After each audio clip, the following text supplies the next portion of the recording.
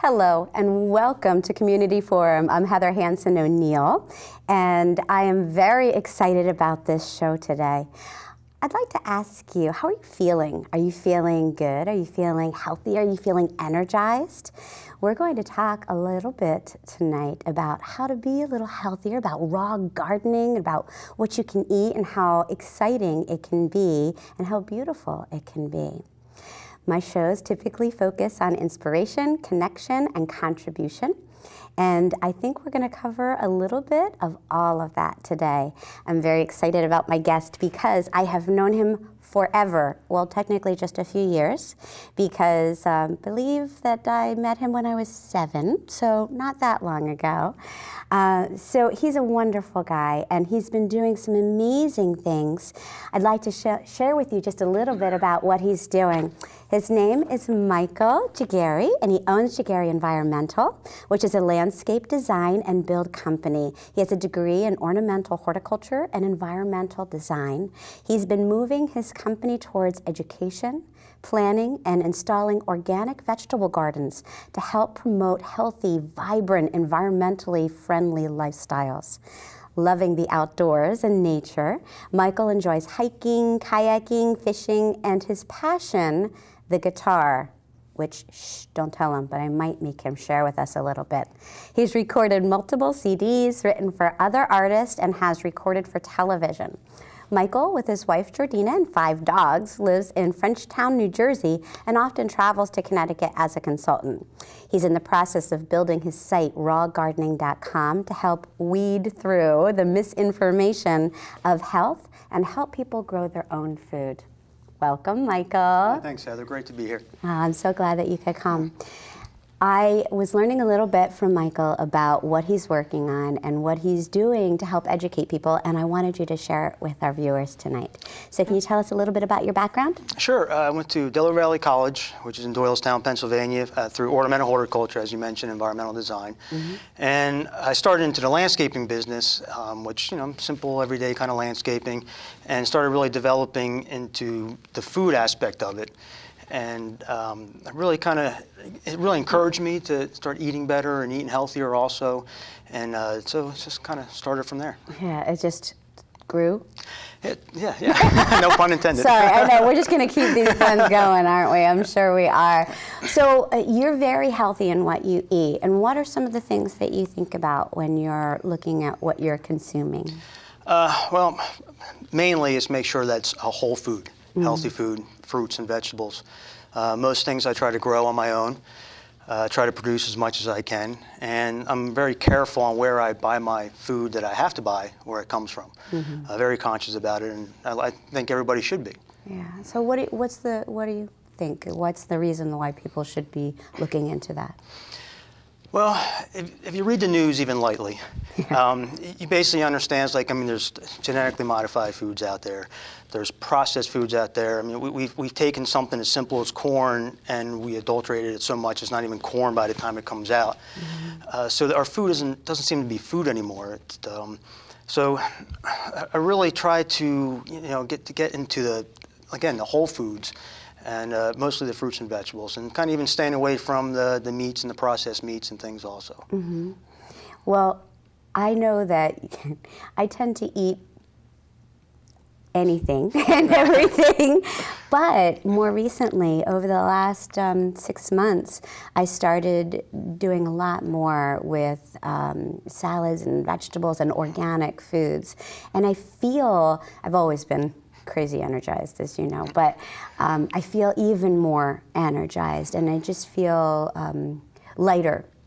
Do you think that that's absolutely? When you eat these whole foods, the life force is in there, the enzymes are in there. Your body appreciates it. It's what our bodies want. Yeah. It's obvious. It's what nature provided for us. Everything's out there. So once you start processing the food, that life force is gone. So it makes us sluggish, makes us tired, obviously it makes us sick. You read the news and you can see, heart disease, cancers, diabetes. These things are raising at such an alarming rate, and it's sad. It really is. And it bothers me when I walk down the street and I see this kind of stuff. I see people sick, and when family members and friends and the older we get, we start seeing it a lot more. You know, when you're in your 20s and 30s, you don't really take that into consideration as much. You really don't. And you know, when we're younger, especially adolescents and kind of teenagers, and even in your 20s, our bodies produce a lot more enzymes. So as we get older, the enzymes start to decrease. Our hydrogen chloride in our stomach start to decrease. We can't digest food as well. So it just, it's kind of like throwing more fuel on the fire, which makes our bodies worse. And we really start noticing that most diseases start occurring when we're in our 40s and 50s.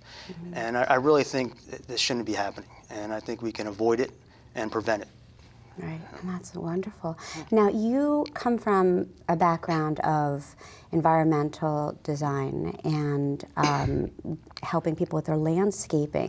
So when we were talking before, you were talking about how to incorporate some of this, bringing it together. Yeah, right? called edible landscapes. I love that. Talk more about that. Well, envision, you call me up and say, hey, listen, I want a landscape. I've bought a brand new house.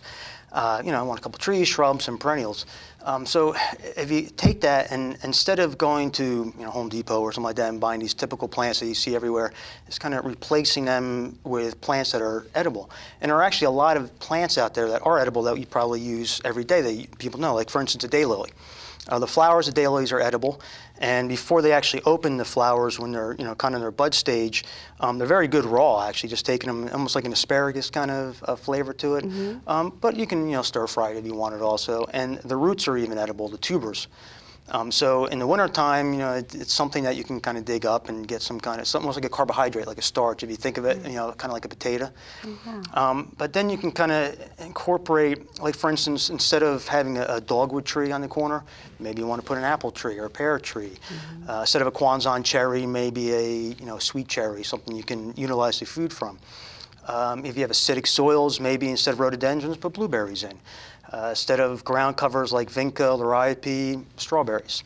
So everything that you can do with a landscape, you can really replace it with an edible plant. We spend millions of dollars a year on annuals. You have your petunias and your begonias and stuff.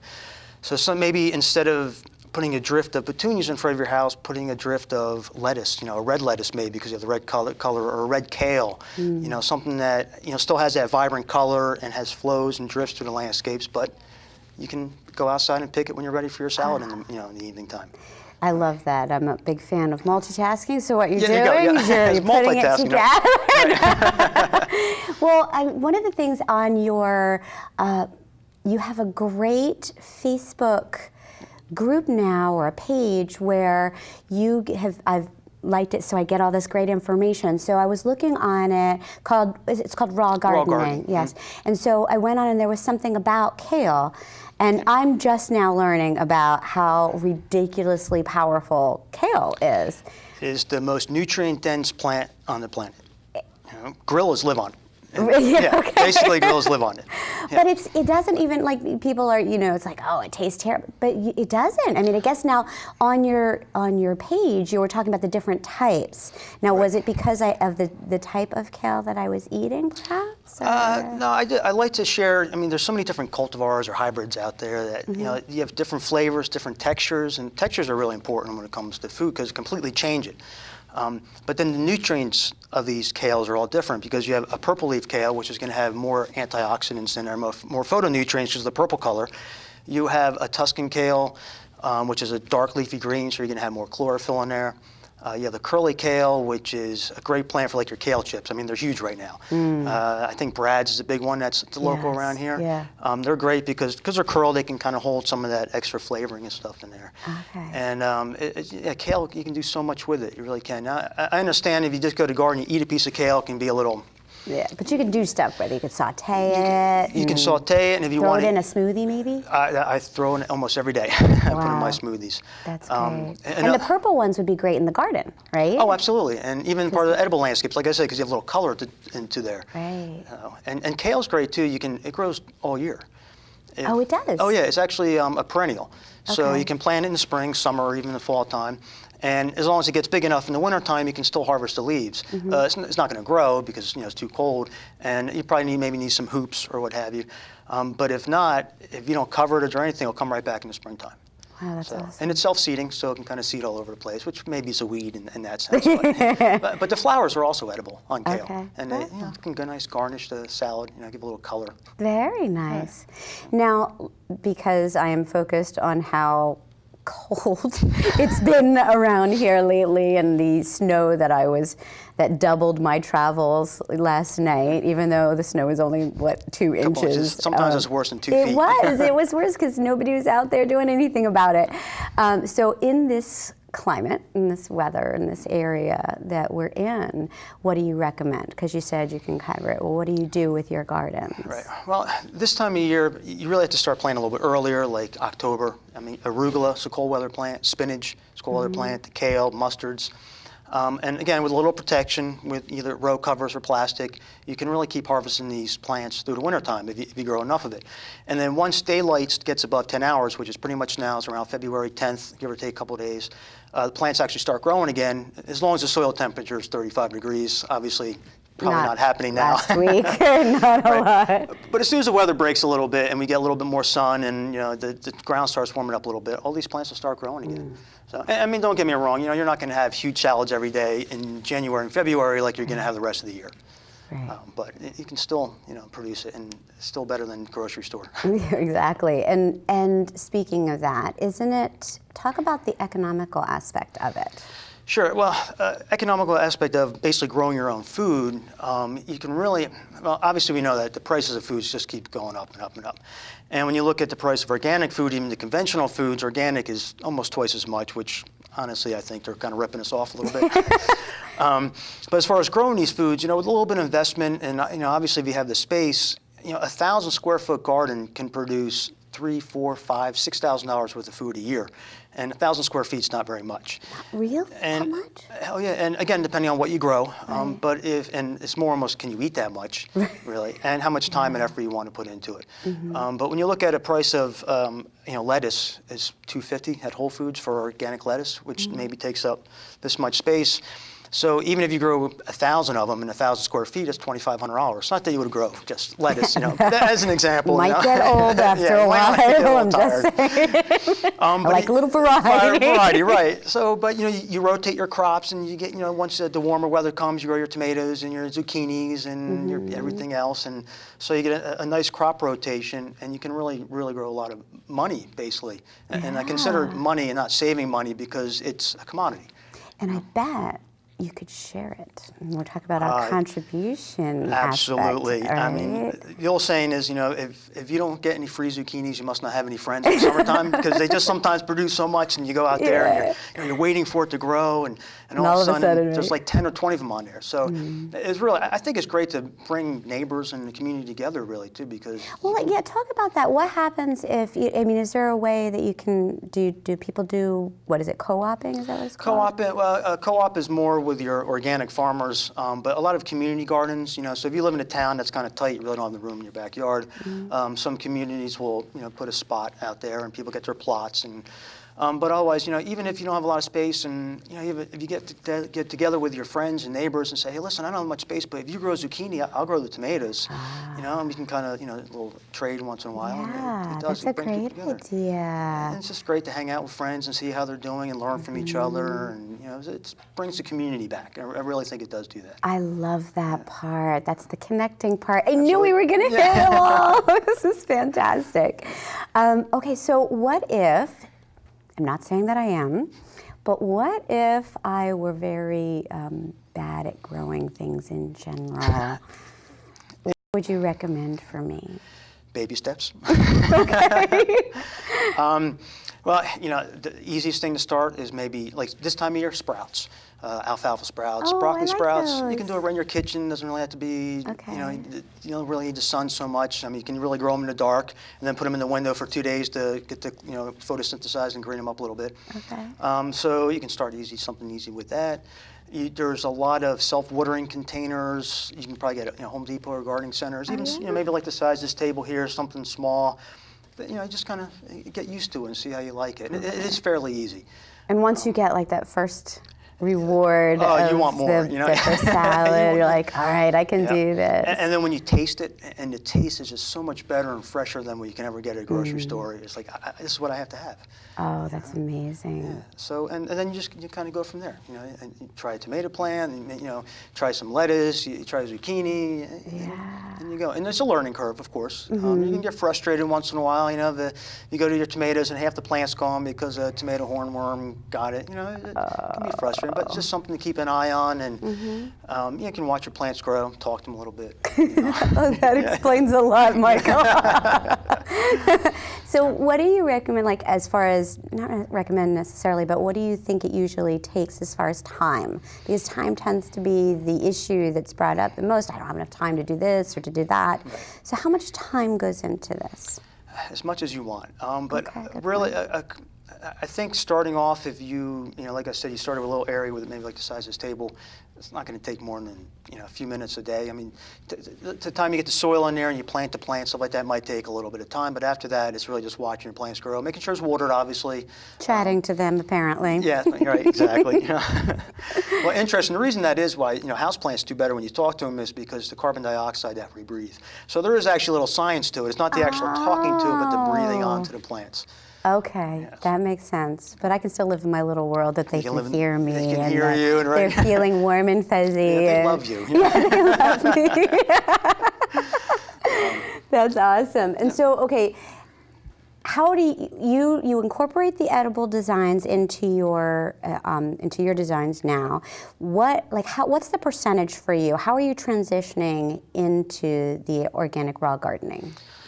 As much as possible, as much as I can educate people into doing it, and, you know, encouraging them and inspiring them to grow their own food. I find it's becoming easier and easier. It's mainly because I think, like I said, the prices of food are going up. People are becoming more aware that it's more nutritious to grow your own food. You have GMO foods out there people are starting to get afraid of. You know, they're battling about labeling them, and of course Monsanto doesn't want to label them because they know they're going to lose business. And so people are becoming more aware, and there's more, you know, communities. There's a lot more local farming going on, and the whole local craze, which I think is phenomenal. Which actually brings me back. If you really don't have the time to grow your own food, but you still want that, you know, fresher, you know, better grown food, is your local farmer. Really look into they're everywhere. I mean, if you go on the internet and stuff, they're popping up everywhere. Most towns have local farm markets almost now every weekend in the summertime. So if you don't have the time, you can really still go to a farmer and get the best quality food you can get without growing yourself. I do believe growing yourself, you're going to get the best quality, especially because you can control it. You know exactly what's going into it. You know what's going into it. You know exactly. You know, making sure it's organic. You're getting the right nutrients. And you're saving a ton of money. Saving a ton of money. Right, right. But if you just can't do that, or like baby steps, maybe I'm not the only one who needs baby steps.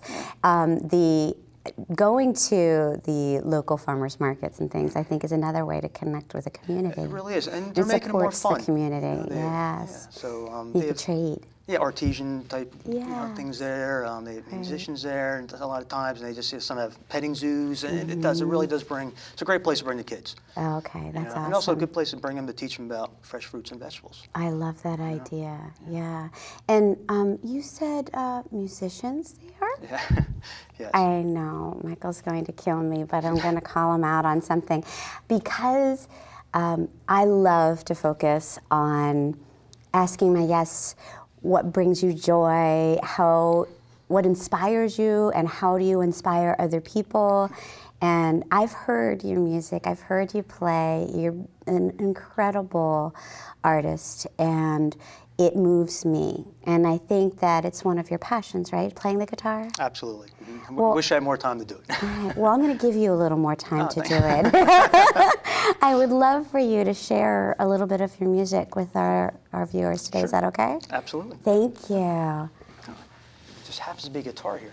I don't know where that came from. So can you just tell us a little bit first about the type of music that you like to play, and what inspires you most about it? Sure. I usually like playing the Latin jazz, flamenco kind of thing.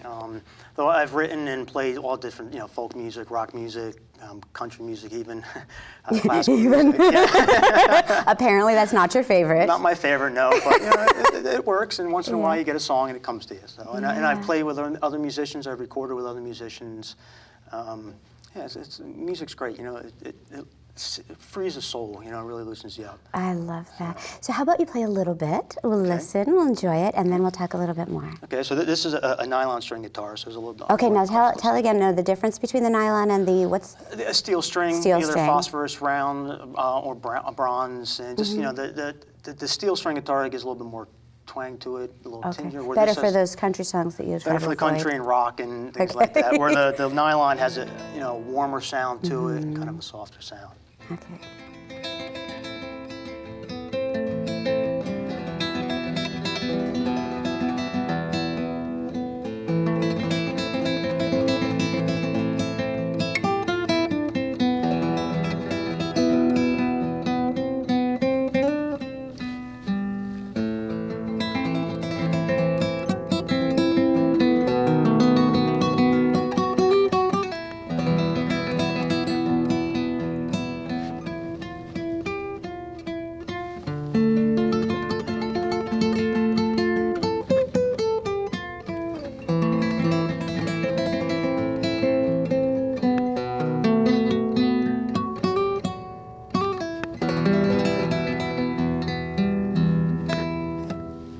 Oh, that's beautiful. Thanks. Now, is that one of your pieces? Honestly, I was just noodling.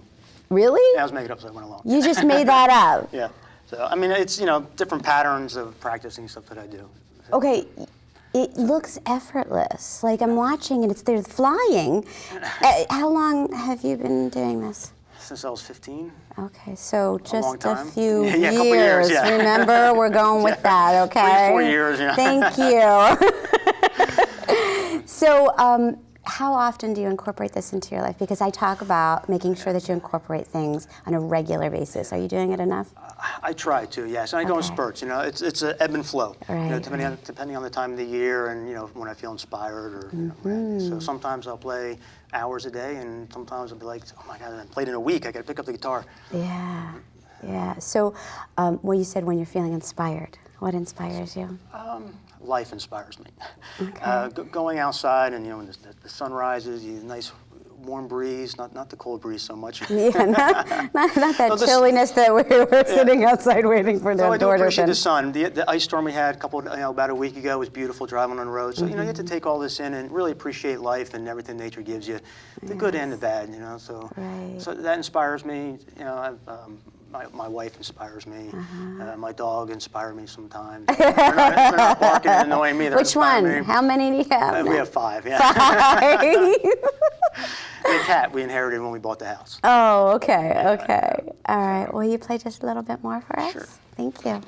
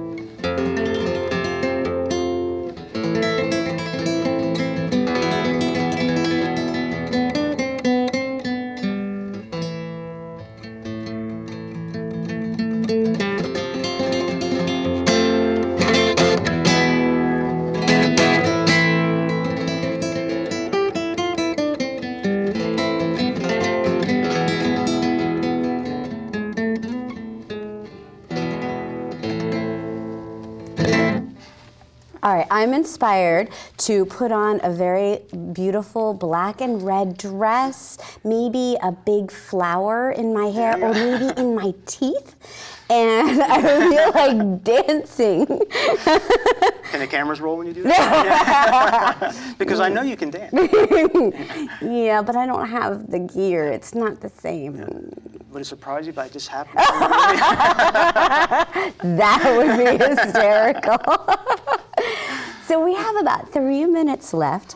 So I'd like to ask you, what would be the takeaway? Do you have any great stories of someone who has inspired you to become who you are, or a story of a challenge that you overcame, or why you got into raw gardening or music? Well, I think what inspired me mostly on the food is I was sick. Basically, I wasn't really doing very well. I had many symptoms, just very weak, fatigued. A lot of other problems. I don't want to get into too much detail. And I really just I'm tired of popping Advil and taking different drugs, going to the doctor. And I'm like, this is ridiculous. Why am I doing this? Yeah. So I started reading, which at first was probably a bad thing. So because you probably got all different information from everywhere, I started right? self-experimenting on myself. I'm like, that was probably a bad idea. My wife was ready to kill me when I first started doing it. But I'm glad I did it, because the learning curve was phenomenal, and it really, I think it inspired me to learn and do what I'm doing now. Because even when I was landscaping, it was more the ornamental, and now I really believe that we should, if we're going to grow plants, might as well be able to eat them and be healthy and have some good vitality in us. And I'm all about that. I love that. And I love that your focus is on helping and educating other people, because there's so much, like you said, there's so much information out there. And for you to be able to provide people with, since you've been doing all of this for so many years, and now which is the right stuff and which isn't. So do you recommend that we send people to, because I've gotten a ton of information from that raw gardening. Is it raw organic gardening? It's, believe it or not, with Facebook is really weird. But I am working on, I plan on launching the end of the month, rawgardening.com. Oh, good, good. So that's really where we're going to be very more specific. And so there'll be more of information, so people can go and they can, if they're confused about something, or maybe you can introduce them to different healthy, will you put maybe different suggestions for gardening? I'm going to have different gardening on there. I want to have different recipes on there. I really want to weed through all the misinformation out there. And so there's going to be a lot. So, but once I started, I'm going to keep building upon it. So, if people follow it, then hopefully it can get healthy in the meantime. Oh, that's wonderful. Thank you so much. And thank you. I hope you guys all enjoyed listening to Michael Ghiggeri. And would you be able to please take us out into our exit with your music? All right. Thanks for having me, Heather. Thank you.